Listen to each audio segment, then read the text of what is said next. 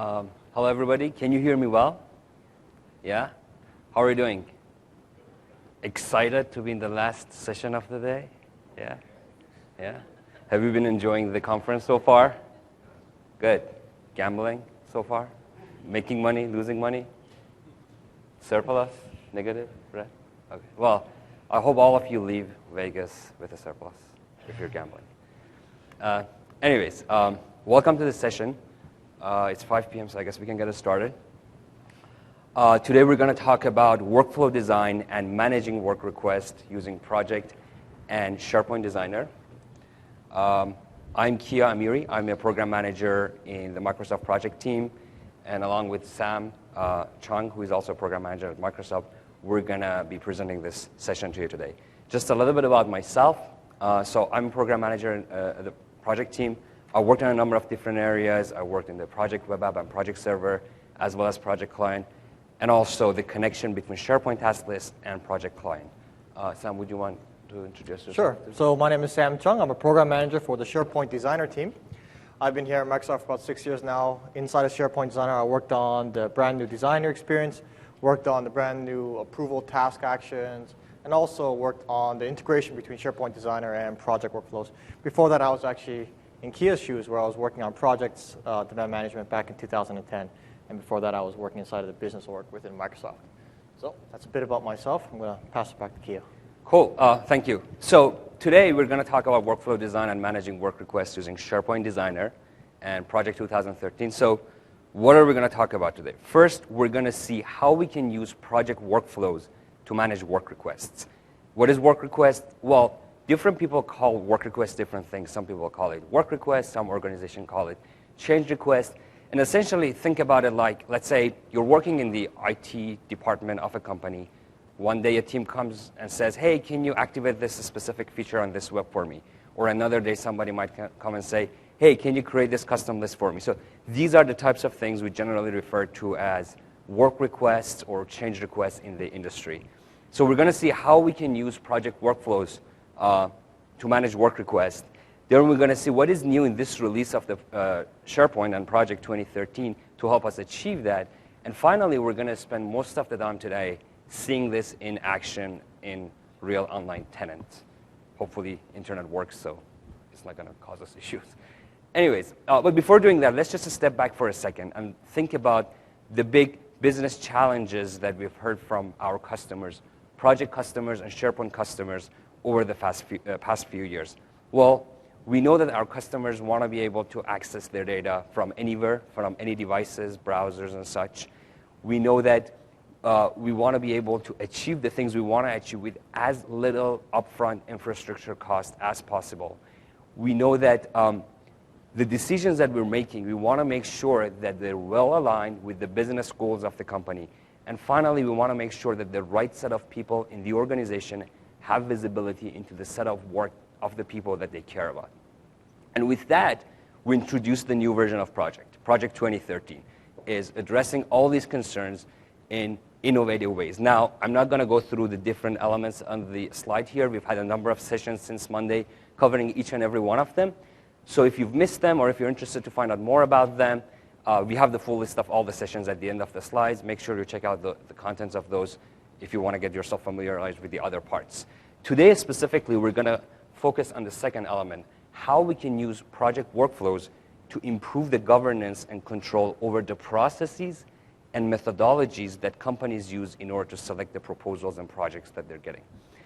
And in order to do that, again, let's think about the work request, the change request concept I was just talking about. So the work requests that different companies of different industries and verticals get, they have different sizes. Sometimes you get small work requests, like, hey, can you activate this feature, or can you create a custom list for me? They could be slightly larger size. For instance, can you install this third-party financial app that we've heard about, and we really need this for our finance department? Or they could be bigger size or larger size than that. For instance, maybe somebody comes to the IT department and say, hey, we've heard that the SharePoint 2013 has these great features. Can you guys upgrade from 2010 to 2013? And while these examples have been mostly IT-centric, you don't necessarily have to think about IT examples. Even in the context of other companies, for instance, a pharmaceutical company might have all these different competing R&D projects and proposals that they have to pick from. So different companies, different industries, they all have this concept of work requests. And ideally, we want to be able to do all of this. We want to spend resources achieving and getting every one of these work requests done. However, like any other real thing in life, we have constraints. And the main constraints that businesses are facing are, well, first of all, we want to make sure that whatever we're picking to do is fitting well with the overall business goals and priorities of the company.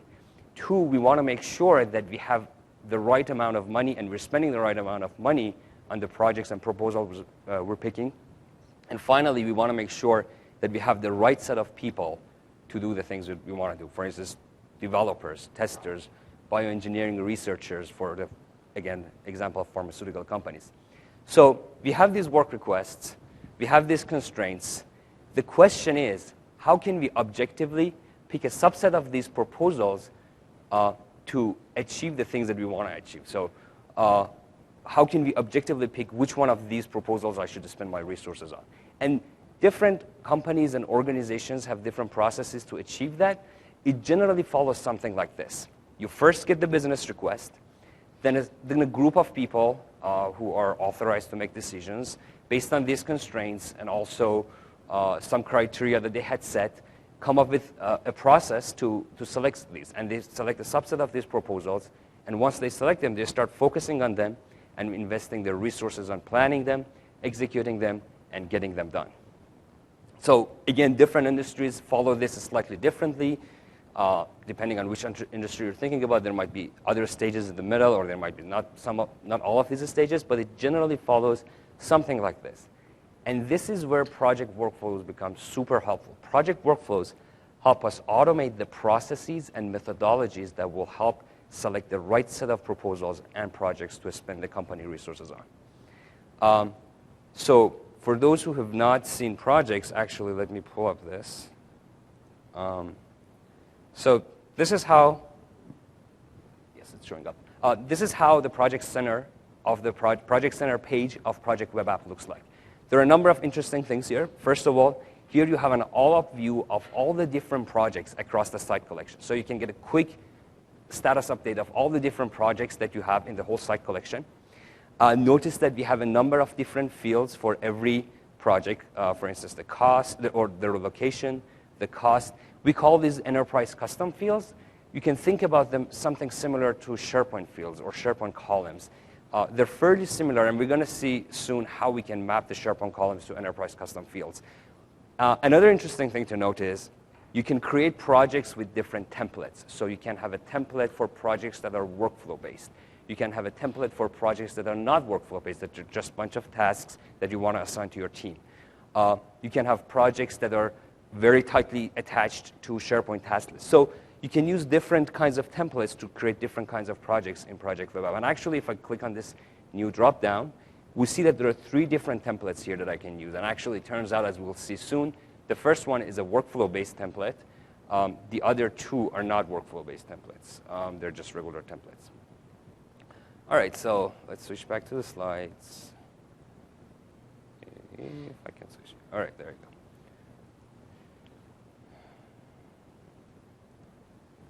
All right, so we say that we're going to use project workflows to automate the processes in the company. Now the question is, what is new in this new release of Project and SharePoint that is helping us get that done even easier? The first thing that we did this release, and our customers have been asking that, so we listened, you can now create and edit project workflows in SharePoint Designer. Up until the 2010 release of Project, you could only create project workflows in Visual Studio. But now, yeah, I see. Yeah. Thank you. Now, in the new release, you can create and edit workflows, project workflows, in SharePoint Designer. And we not only did that, we made sure that there is a tight integration between project workflows and project data and SharePoint Designer. So now you can, within the context of SharePoint Designer, you get a very tight integration. You have access to a lot of different project data, project stages, which will help you create projects more easily. Finally, and on a slightly different angle, we made it super easy to convert and import simple SharePoint list ideas into fully workflow-based projects in Project Web App. So for those set of users who are not necessarily comfortable with starting with Project Web App, they can start in the SharePoint list, they can create their ideas there, and with just one click in the list, they can convert this to a fully workflow-based project. And we're going to see all of this soon in demos.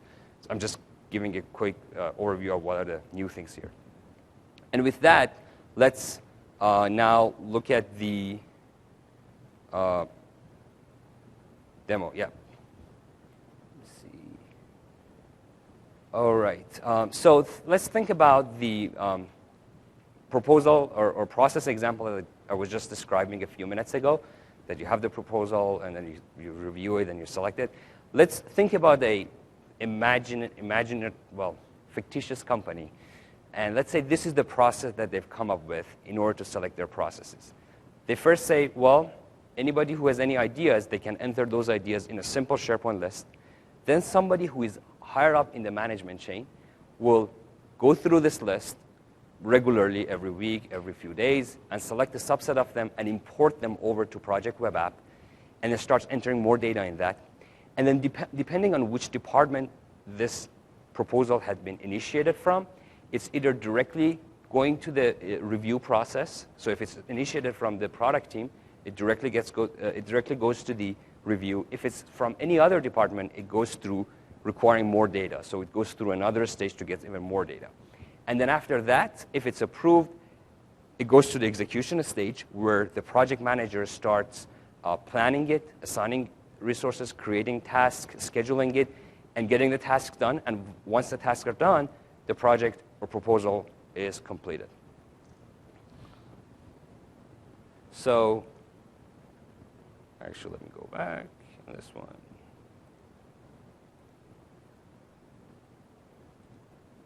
All right, so let's look at that.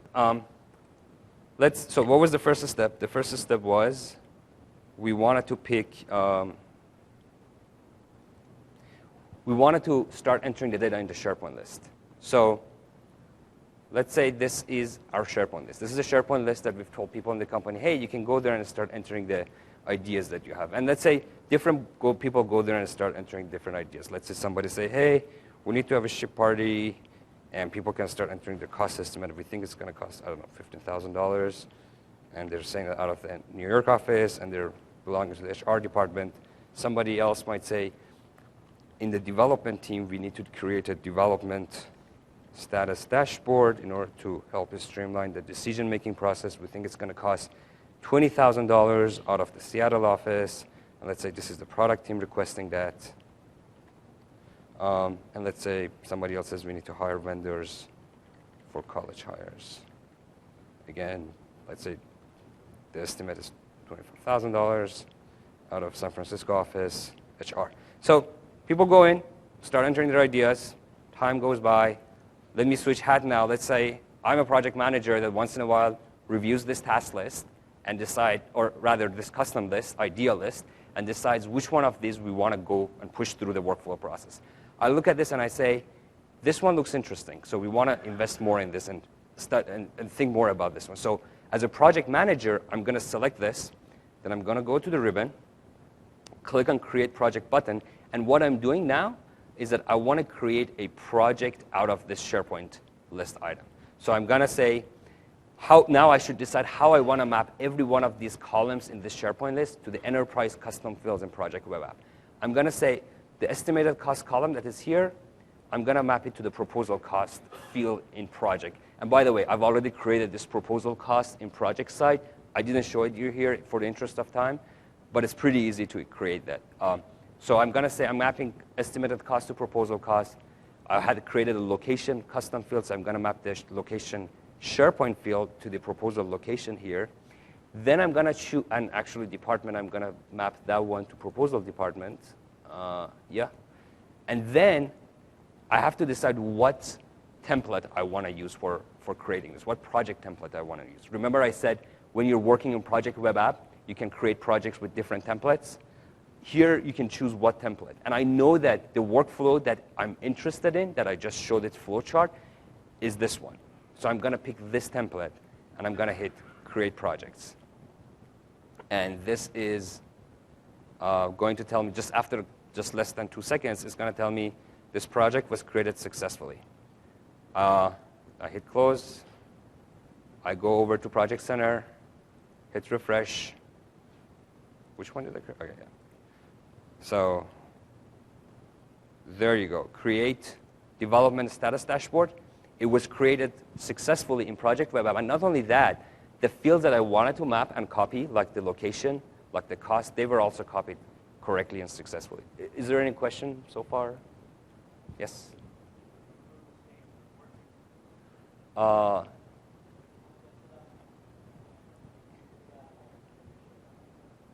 Yeah.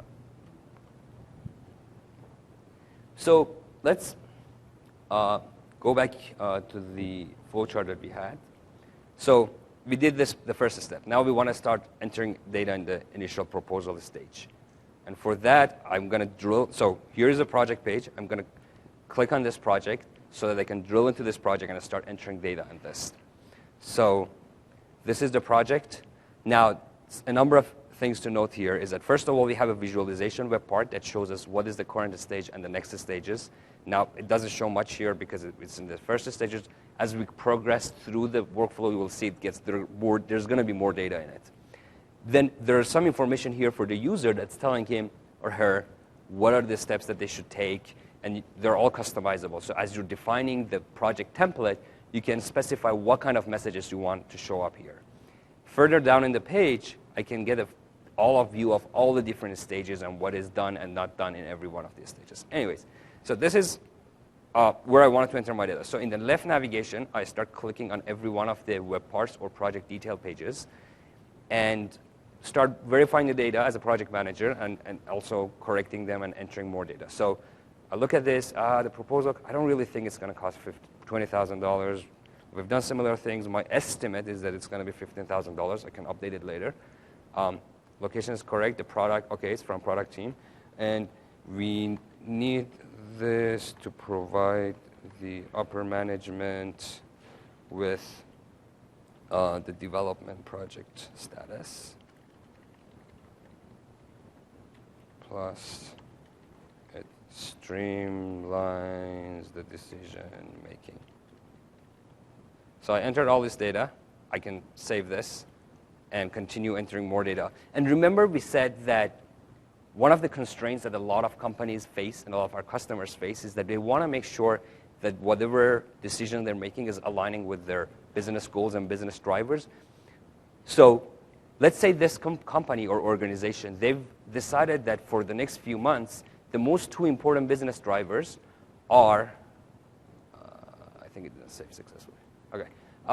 The most important business drivers for them are customer satisfaction and efficiency of decision making. So we have another web part here that as a project manager, I can specify these properties there. I'm going to say, well, customer satisfaction, I have a number of different options here. What is the impact on customer satisfaction? I really don't think it's going to have a huge impact, so I'm going to mark this as low impact.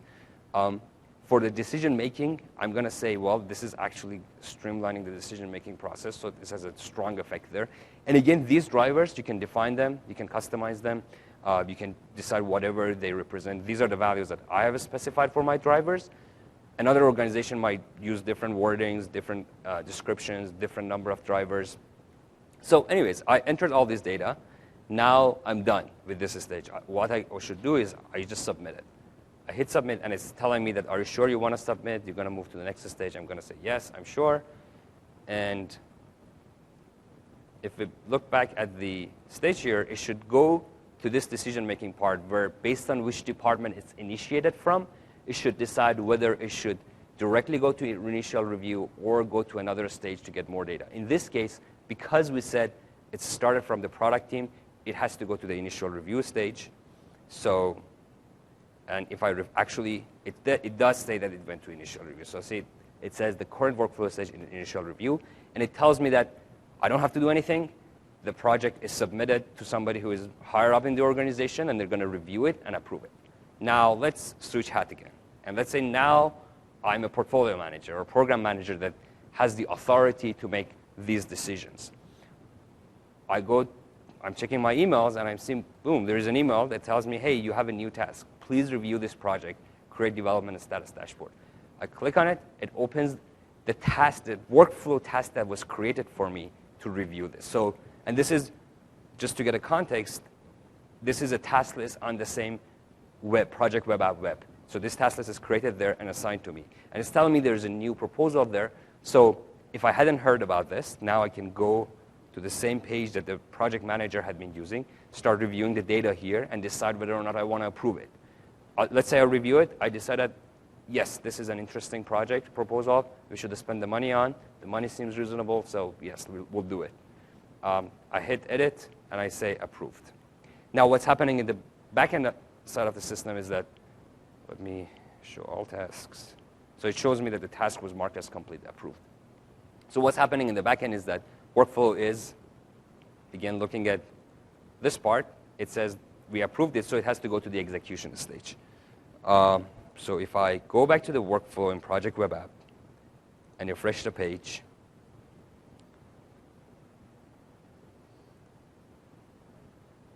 it says that, yes, indeed, it did go to the execution stage. And the workflow visualization web part up here shows me the previous phase, which is a similar concept of as a stage, and the current stage, which is the execution. Now, it also tells me what I should be doing here. So this text, as I said, it can be customized, telling me, go start planning your project. So now I know it was approved, I can start planning my project. I'm going to go through the data here again. I'm going to see, yeah, this all makes sense, this all is good. So I'm going to create the task and assign it to people.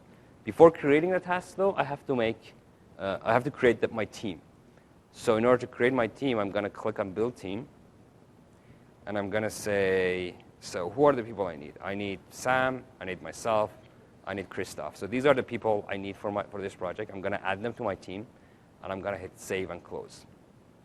So I just built my team, and this is, and the thing on the left side had the full list of all the resources available in my organization. If you're using, in a lot of cases, that could be, you could do AD sync to have all the people in your AD, for instance, to show up there. You can have generic resources that are not actual people. They're just roles also show up there. So the resource management is fairly flexible. You can pick any kind of resources that you want. So anyways, I just built my team. Now I want to start creating the tasks. Let's say the tasks I want to create are, and I'm just going to use a very simple example. Create dashboard or web part, set up a separate site collection and farm, install the web part, test the existing functionalities, test the new functionalities, meet with the requester. So these are the tasks, and you can use any kind of task you want to. This is the way the project manager has decided to define them. And let's say I'm going to say this is going to take 5 days, this is going to take 1 day, 1 day, 2 days, 2 days, 1 day. And I'm going to say they're all dependent on each other, so I'm going to select all of them. And I'm going to use the link task button here to link all of these tasks together. So now they were all automatically scheduled. Now if you look at the Gantt chart here, it shows us that these tasks were all automatically scheduled and dependent on each other, and one following the other one. I can also start assigning them to my team. Remember, I just created a team, so I'm going to say this one, Christoph would do this one. Christoph would have to do the next one too. This one, I'm going to pick myself and Sam, and I'm going to say these two are going to also use the same people, and for this one, we're going to have all 3 resources.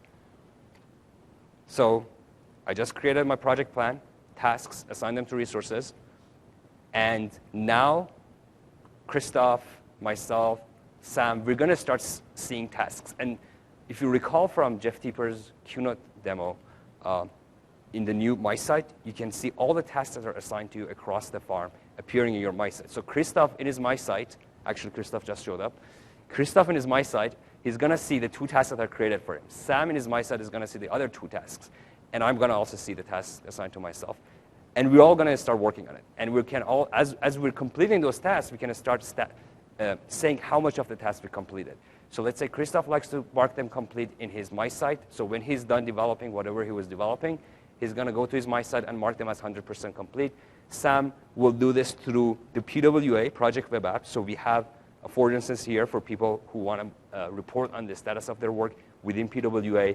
And I'm going to do this in the same place. So let's say 2 weeks has passed, and all of these have been marked as 100% complete.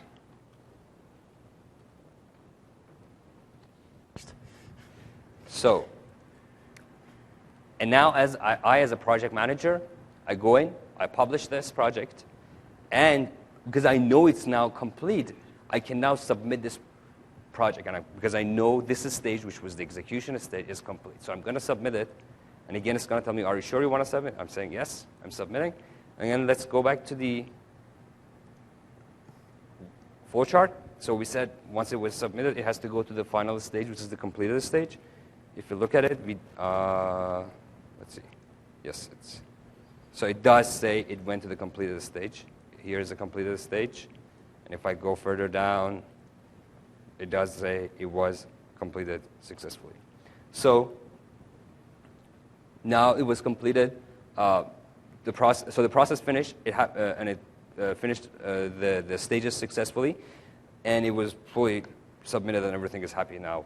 Portfolio managers, project managers, everybody who has access to this can go and see the status of this. Now, this was a fairly simple workflow process that we showed. You can have even more complex versions of this. So if you're interested in portfolio management or resource selection through portfolio management, you can make that also one of the stages in your workflow. And there are a lot of different things that you can do. Again, we just showed a very simple example. Another thing I should point out is that this is all running on Project Online. This is a tenant that we created in our Asia Pacific data center, and so it's all online in real time, and it was pretty fast and quick. So with that, I'm going to give this to Sam, who is going to show you how you can actually build this workflow that we just showed you using SharePoint Designer. Great. Thank you, Keel. All right. Before I start, just quick question. How many of you in here are actual developers? Have developed? Good, so there's a fair amount of technical people here. In that case, I'm going to go a little bit deep into what's going on in the back end. At the same time, have most of you used project workflows before, or who've used it before? All right, that's good. All right, so you guys who've used it before, I feel your pain, and you're going to really enjoy what I'm going to show you now, okay? So, first off, yes, I am booting up SharePoint Designer. I am not starting in Visual Studio. We have now spent in 15 a lot of effort tying in project workflows into SharePoint Designer, so that everything that you had to do in Visual Studio before, you can now do inside of SharePoint Designer, and it's a lot easier and quicker. All right. So how do we start? How do you first create your project workflows inside of SharePoint Designer? You see here, it's not like you need a special version of SharePoint Designer. You just take SharePoint Designer, the free version online, connect it up to your site. You can see I've done it here. And then when you go to your workflows, you're not going to see any new button that says Project Workflows. But if you guys remember, all project workflows on the back end are just site workflows. They're just SharePoint site workflows. So all you have to do, hit Site Workflow, and you'll notice that right off from the bat, by default, we are going to select Project Server as a type of workflow that you are going to be making. Right? Here I'm just going to create a demo workflow one. Move forward. Now, once this happens, for those of you who've seen my other sessions, you'll remember that once SharePoint Designer boots up, normally you see a single stage as your first stage inside of your workflow. In our case, we put no stages. The reason for this is because your stage has to be tied to a project stage. Unlike SharePoint workflows where you just create a stage and you name your stage whatever you want, project workflows are very different. If you looked at Kia, if you remember from Kia's demo, whenever he went into a stage, there were pages that were associated to a stage. There were rules that are associated to a stage. All of those rules are defined within Project Server. Right? SharePoint Designer, what we do is we connect up to PWA, and then we make available for you all of the stages that are there within PWA. It's as simple as a drop-down. All you do is go down and select whatever stage you want. And in our case, we wanted initial proposal. Then we had initial review. We had proposal detail. Then we had inside of here also automatic rejection, coming down further, we had execution, and finally, completion. I added all my stages. Took me, what, 15 seconds? Did you see me use a single GUID in any of this? For those of you who've used 14 workflows, you remember how you had to go back and forth, add all these stupid GUIDs and whatnot, right? No. There's no GUIDs at all when you're creating project workflows in SharePoint Designer. However, it does not mean that we are referencing these stages by a name. On the back end, we're still using GUID, but we're doing the hard work for you, where we're hooking all the GUIDs up. So if you go back into PWA and change your stage name or change some stage property, that's okay. Your workflow won't crash. When you bring up SharePoint Designer again, we'll update the name. Everything is fine, right? We reference it via GUIDs, but in the UI, all you need to know is the name of the stage. Now let's go ahead and take a look at actually how I would do what Kia did over when he did his runtime experience. The first thing I need to do is set the stage status. So right here, set project stage status. Before I get into it, where did this guy come from, right? If you're creating a SharePoint workflow, a list workflow, or a site workflow, you'll never see this action. This action is only showing up when you have a project workflow, when you're creating a project workflow. We in SharePoint Designer have made it so we dynamically filter and create which actions are appropriate for your site, right? This way you guys don't have to worry about making sure that, hey, what actions are available here and now? It doesn't have to matter. All of the actions that you can use are available right here from the get-go. So in this case, I just set this set project stage status because he's the one that I wanted, right? Now, the one after, let me finish setting him here. So, quick thing. When you're setting the stage status, you indicate what you want to do. In this case, the first stage, we needed the user to add some inputs, right? So I'm going to hit waiting for input. And over here, I'm going to do fill in the required info. Now, where is this info going? Where is the settings showing up? Well, those settings are showing up here. That text that I wrote shows up here. That drop-down that I selected shows up down here. Okay? So this is where you define within your workflow how the user experience for the end user is going to be defined, all right? How it looks. Back to here. After I set that, ignore the spelling mistake. I'm looking at it now. It's annoying me, but it's all right. So after I set that, what do I have to do? If this was it for my first stage, the workflow would just execute, hit that, set the status, and then move forward, and it would go on to the next stage. We don't want that, right? We want the workflow to wait and pause at this stage. So how do we make a pause? We go back to our actions, and we select the wait for project event. We have gone and, with this action, automatically hooked up into all the out-of-the-box events that Project Server makes available for you guys. So right here, hit the drop-down, and in our case, we want to wait until the user hits submit. So that's all I got. I need to hit, and now the workflow will go here, wait, go to sleep, and wait until the user hits that submit button. Now, once I've gone and done this, you remember how in Kia's demo, he wanted to check to see if the project was a part of type department. Right? I've been showing you how you can potentially update the project-related info with this guy here, but I can actually read project data as well. Now, for those of you who are SharePoint workflow designers, you remember that the way you read SharePoint data is you use this concept called a lookup. And we've incorporated that lookup for project workflows as well. Here's how you do it. In my case, I just want if. I'm going to add an if condition inside of my transition section. This transition section dictates what stage I'm going to go to next.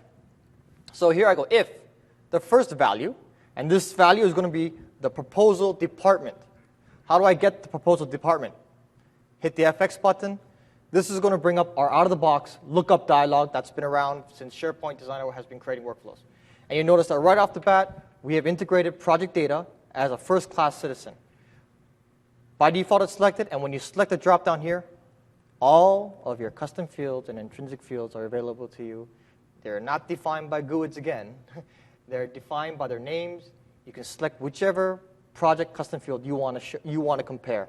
So in our case, we want proposal details. Sorry, proposal department. Pretty sure I missed it. There it is. Proposal department. And then with this guy, normally with a lookup, you'll return it as a string or something like that, right? But here, we know in SharePoint Designer that this is a lookup type inside of Project Server. So since it's a lookup type, we just bring up the lookup for you. All you do is you just select the department that you want this proposal to be that you want to check against. Now, in my case, we want to check if it's product. Simple as this. A couple clicks, and then here it's just, if it is product department, we just go to initial review. If it's not, we go to proposal details. A few clicks. Everything is just click, click, click, click. You'll see that I have not gone once back to Project Server to collect any more information. So long as you have Project Server set up with all of your data that you need, you just live inside of here and you're done. Right? Now, let's say by some chance you need to go back to Project Server to finish setting up your stage or whatnot.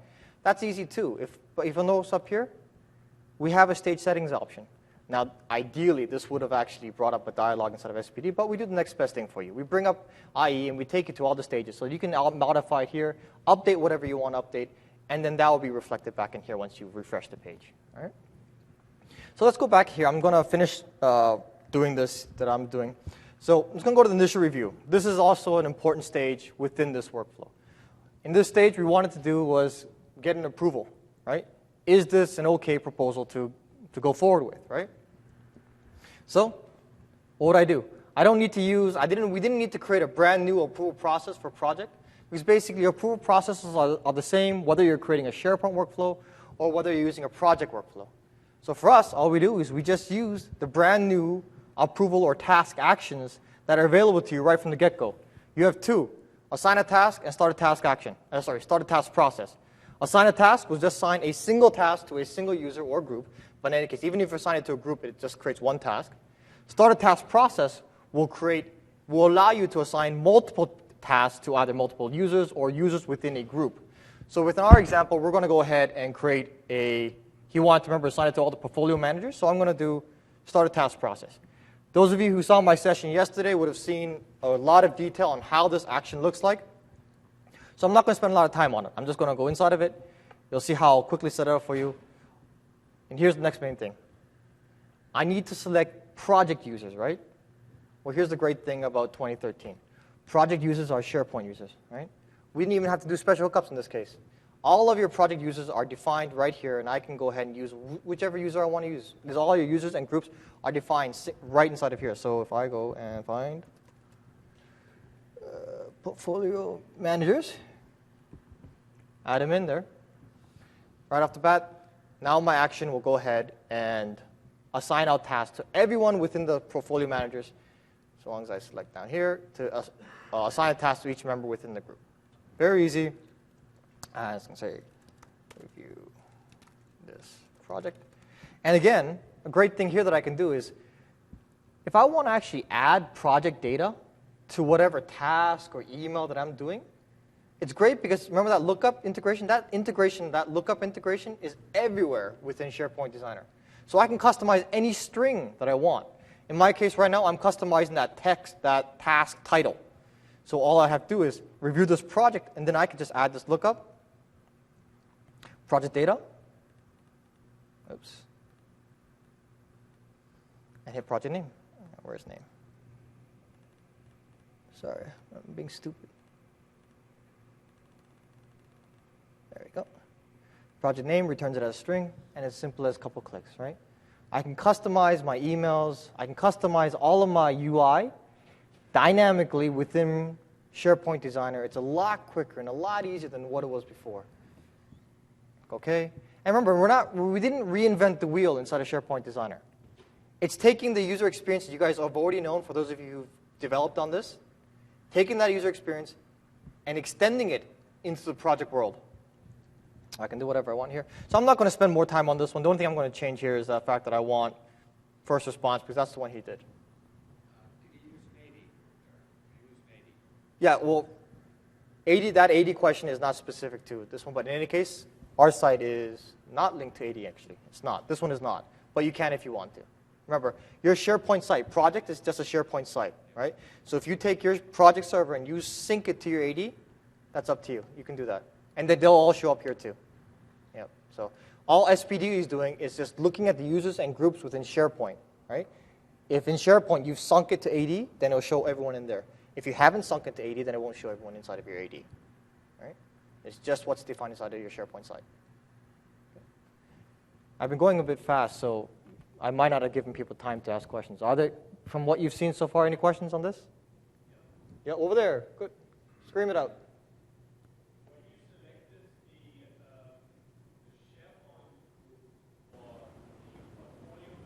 Yep.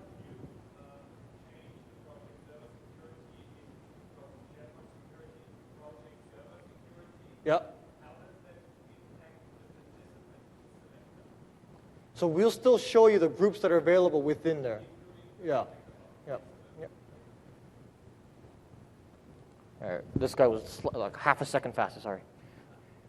The pull downs for lookups, is it available so that you can pull down or grab information from SharePoint lists that are also in the project site?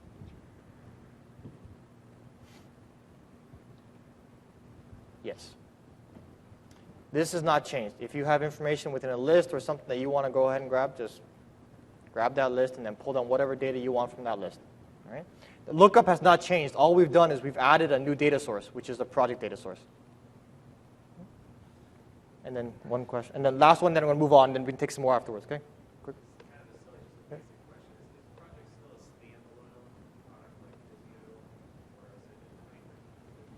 I can answer it. Well, it's yes and no. There's parts of it that are part of SharePoint, but there's still a definite project SKU that you have to buy, especially if you want to create what I'm showing you right here. But just to clarify on that, it's very tightly integrated with SharePoint. So if you're comfortable using SharePoint, once you add this SKU, the integration is much smoother. So it's much easier to move from SharePoint. And it's really a SharePoint app if you want to think about it. It's built on top of SharePoint, so it's SharePoint pages. Everything is really very much like SharePoint. All right. So I'm going to move on now. We'll definitely have more questions later on, but let's quickly go on. Now, I'm going to, instead of spending more time trying to flush out this workflow, I'm going to switch to one that's already made for us. You can see here, it's this workflow it's the same thing that you saw before: proposal department, go into the checking product, whatever stage you're going to. Here's where we're just logging some stuff to history. Oh, I forgot to set the log stage status again. But in any case, the other one that's important here is how do we check to see if the project was 100% complete? We did that down here. It's the exact same way you do anything, right? That project percent complete was just another data source within project. We compared it to see if it was less than 100. If it was, we went back. If it was more than 100, we went for it, right? None of this was very hard-coded or very difficult to make, even the scenario like we just showed you before.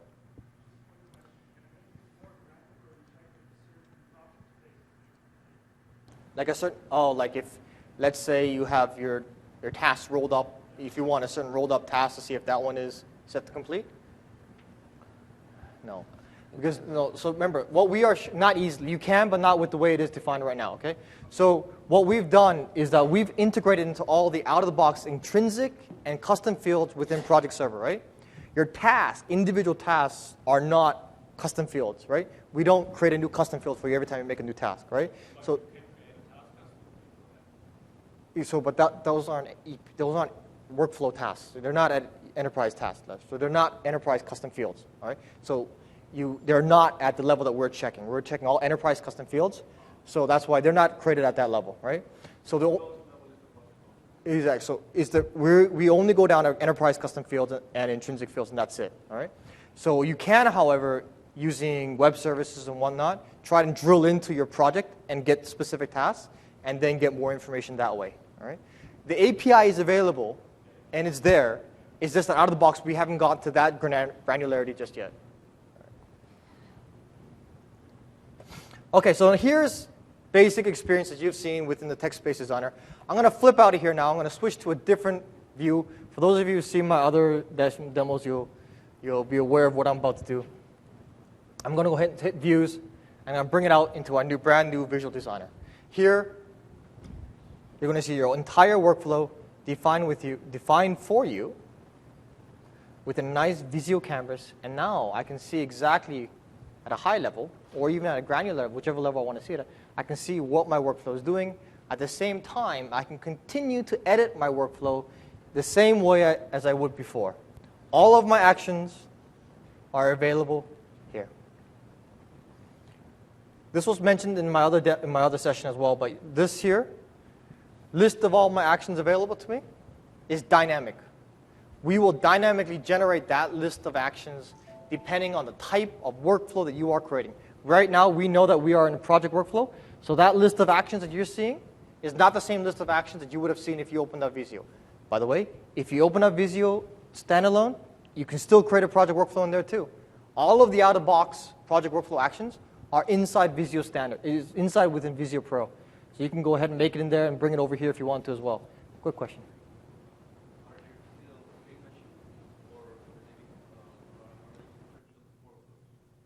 So all workflows from SharePoint Designer in 2013 are stage-based. Project has always been stage-based since 14. In 14, SharePoint Designer workflows were sequential, but now in SharePoint Designer, everything is stage-based. You cannot stick an action. I can't. Well, technically, if I want to, I can just grab this guy and stick it right here. But that's incorrect. That would generate an error for me. Everything has to exist within a stage. So, yeah, exactly. You see this guy right here. See this guy right over here? See how it's going back? Right? You can have loops too, by the way. That might be a question also on SharePoint. For those of you who are SharePoint Designer, we have loops enabled as well. You can do loops either through stages or you can do it through a brand new loop container, right? So yeah, you can do. It's a stage-based workflow. It's always been a stage-based workflow for project server. So now we've just made it explicit so that your workflows can go back and forth as much as you want. Whatever your process looks like, it can do it. So for those of you who are first seeing this, you may ask, well, how am I? This is maybe just a view on the workflow. It's actually not. It's an actual design surface. From here, you saw how I added an action. Not only can I add actions, I can also go ahead and continue to modify actions and set properties of these actions. I can go here, set stage status, and I'll see all my different information that I saw before. I can set my properties directly within this view, within this diagram here, with design there. I can also go into any, let me just bring up this guy here. I can bring up any dialogue that existed in the text space designer within this view as well. It's all linked. We're pulling from the same data source. You can do everything that you want. If you're more comfortable in a more visual world, you can use this here to create your workflow more visually. And of course, another little feature I always like to show off when I'm doing this is that if I'm creating this workflow, another great thing that I may want to do at this moment in time is I may want to see, I don't want to see the actions that I'm going on. I just want to see what's happening in my workflow, right? Generate stage outline will go ahead and allow me to see my entire workflow at just the stage level, right? This is my project workflow from a stage. And by the way, a very cool little feature that I can do here. I can zoom in on any stage if I want to, right? Right? So if you're looking at your diagram at a high level and say, hey, what's exactly going on inside there? You can just click on it, and it'll switch you right to the detail view and flip you straight to the exact stage that you're at, right? Great way to drill in, drill up inside of your workflow, right?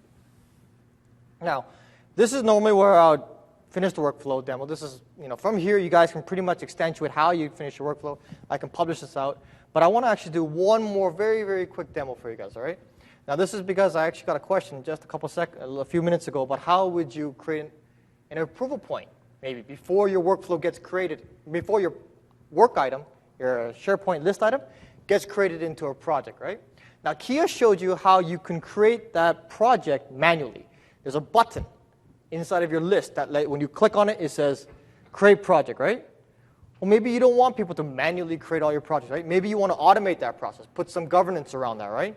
Remember, all of this is just workflows, right? So here's how I would do that. List workflow, idea list. All I'm doing is creating a new list workflow, right? Name. Give it whatever. Remember, it's a SharePoint 2013 workflow now. We're not creating any project workflows. It's just a list workflow inside of SharePoint. It's going to look just like this. I'm going to make a very, very quick example, all right? You may want to do much more inside of your workflow. That's fine. But this is basics of how you would do a quick approval if you want to dictate how your items become projects, all right? Quick and easy. I'm going to make an approval point. I'm just going to use the assign a task because it's the quicker one to use. I'm going to say here, assign a task to, I'm going to say Kia. and whatever title. Doesn't really matter. You've created an approval point.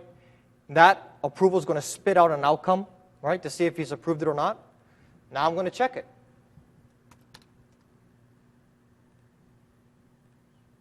Very easy to check to see if that was approved. I just click the variables, outcome, and was it approved? Right? If it's approved, I'm going to go to these stages really quick. Stage 2. If it's not, go to stage 3. And inside of stage 2 is what I'm going to show you how you create your project. Very simple. You can go to your actions. You'll see how right here, even though we're not creating a project workflow, you'll notice that there's still one project action available to you.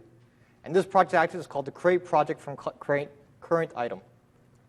This action is available to you if you are creating any workflow within a site collection that has PWA enabled. Remember, project server is just a service that you do in your site collection. If you turn that service on, anywhere within your site collection, you can create workflow that will throw an item, that will take an item and throw it on the project server for you. And it's very simple. All you got to do is add in this action, select whatever EPT that you want this project to be based off, in this case, proposal tracking, and you're done. Okay? I could have actually put this all inside of one stage, but the reason I'm putting in 3 stages is because, remember, when your workflows are actually running, the workflow status will actually show the stage name. So you may want to have nicer stage names in stage 1, stage 2, stage 3, like rejected, project created, stuff like that, right? So it's always better to create stages within your workflow. But here, I'm basically done. Right? Your workflow from here, great. Thank you. Okay. Quick and easy now to link your SharePoint site and project server, right? It's all in the same tool. You flow between the 2 different experiences very easily. Oh, why are you asking me such difficult questions? You know when I can only say, of course we have copy-paste. Why would we not have copy-paste? You know? It's like, that's been around since we just enabled that in 2013. So all of the features, if you saw my other demo and sessions, all the other features that we've enabled within SharePoint Design 2013, that's available to you inside our project workflows as well. All right? Yes?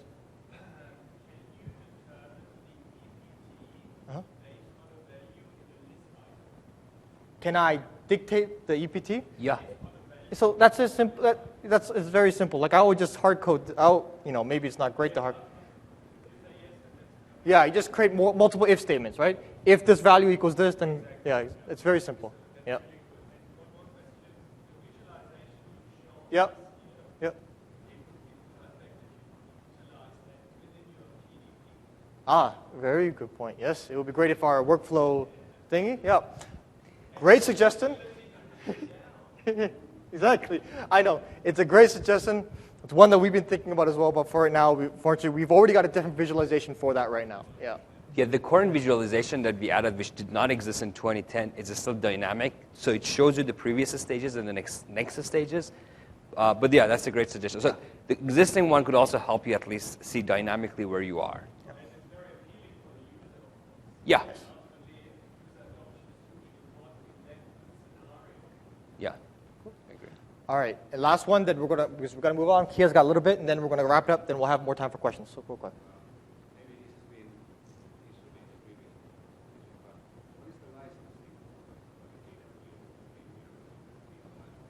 So we got a guy over there who's going to help you out. So instead of asking us, we'll come over there and he'll help you out, okay? All right, so let's move on real quick, and then we'll have more time to wrap up. Yeah, but Christoph will be here. We'll talk about it at the end of the session. Because I know that's a question everybody is asking. All right, so where were we? By the way, did you like the demos? Were they quick? Nice. Again, I want to emphasize that this is all Project Online. It's not our US tenant. It's not European. It's actually Asia Pacific. So it's all quick, fast, and it's working well.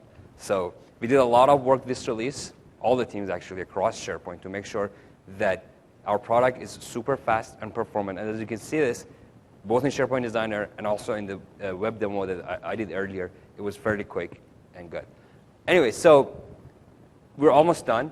So what did we show today? Well, first, we showed that you can manage your work requests, regardless of how complex it is, in your organization using workflows and using project workflows. Then we showed that you can create these workflows, these project workflows, using SharePoint Designer, and you can edit them in SharePoint Designer in the text view, in the visual mode, in all different modes, depending on how you and the people who are creating the workflows are more comfortable with. Finally, we showed that it's super easy to convert a simple SharePoint list item into a fully workflow-based project inside Project Web App. Now, again, we used very simple examples. If you want to see more about this, we have a number of blog posts on MSD and TechNet articles, so make sure you check out these. We're also having more white papers coming out in the next few months, so if you're interested in, make sure you just check our blogs to find the white papers that we're going to publish soon in the next few months. Remember I said we had a number of sessions on different aspects of project and the new release of project since Monday. These are all those sessions, so if you've missed anything, if you're interested, make sure you check out the content of those, the videos and the slides. They're all available or will be available soon. And finally, what's next? Well, if you like what you saw, go sign up for Project Online Tenant while it's free. Try it out. Open SharePoint Designer. Create workflows in it. Publish it. And tell other people. Tell your friends, the customers, the partners, the people who are also interested about this. Write a blog post. If you're using social media, use Twitter, Facebook. Just spread the love. And on that note, I'd like to open the floor to questions. Thank you. Good job.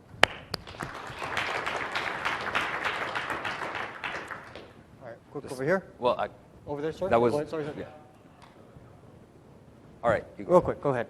Yeah, so when you have your stage gate process for a project, how is that usually managed? Is it through a workflow in your project?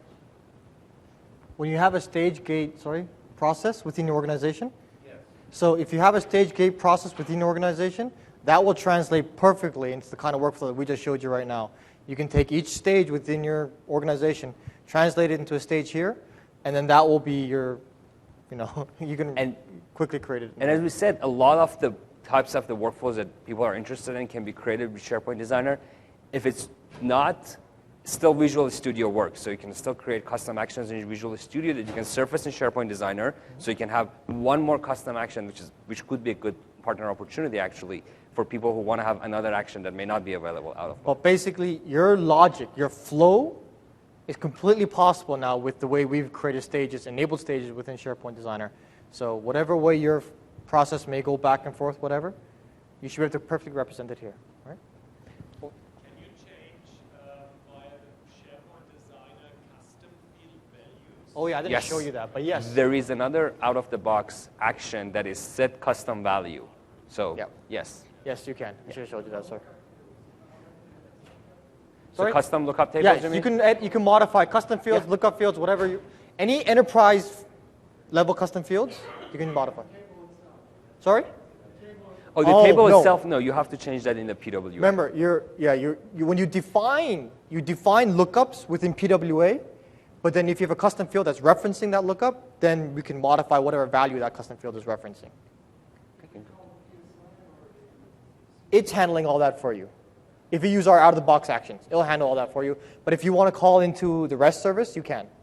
Yep. Visual Studio oftentimes was an option for us to export the current design workflow. Mhm. And then be able to bring it back in. Has there been any work with that to export now? Oh. Yeah, okay. You want to go from Visual Studio to SharePoint Designer or SharePoint Designer to Visual Studio? No.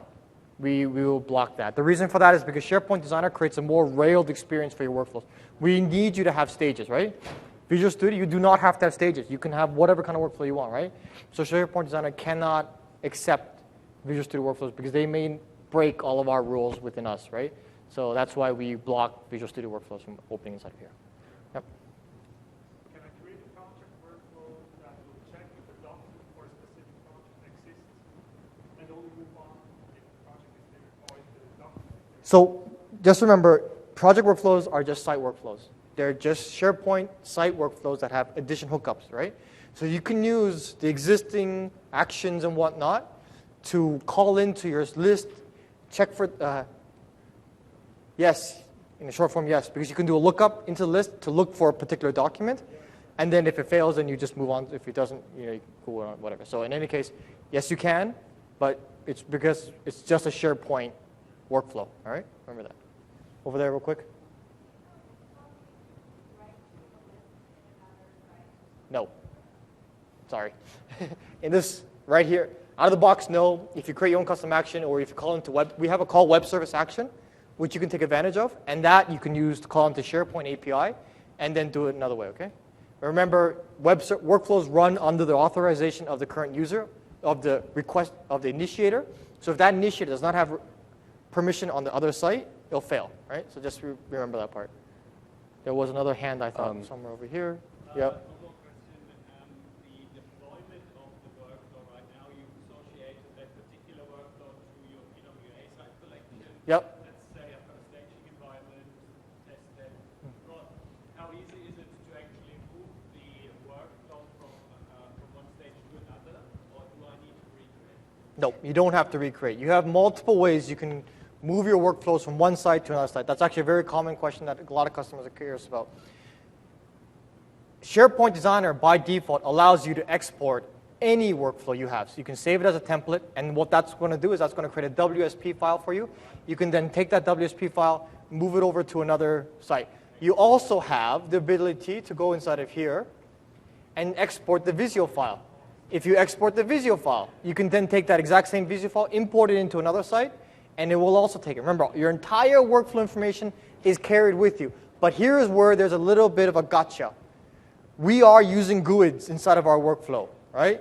So before you import in your old workflow, use other tools that we have made available within Project to export out your stages, your custom fields, and stuff like that, import it into the other site, and then import in your workflow, okay? And that way you avoid any sort of mess ups or screw ups like that, okay? So and actually, yeah, so I'm going to publish another blog post next week on our project programmability blog to talk about that, how you can actually write an app, a workflow app that creates the PDPs for you, creates the custom fields, and then that way you already have access to those GUIDs. Yep. But even if they already exist, then you can just read them and then use them. Yeah, good question, though, about moving back and forth. Great question. Yeah, I agree. It's a lot easier now. It should be a lot easier. We've taken you can now take advantage of a lot of stuff in SharePoint Designer.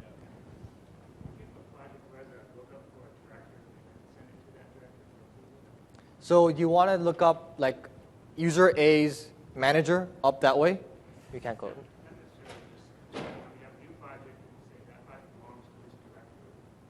Well, so you have a project owner. Yeah, so all projects have a project owner. That field is available to you. That's fine. If it's an enterprise custom field, we can pull it here and we can get the user, and then you can use that user wherever you want to use it. So remember, if you have a user within your SharePoint site, it has to have some sort of data within your, remember, you can't just create a random user with just the name of the user. Inside it, well, you might be able to, but anyway, SharePoint, when you create a user, you have. So if you have a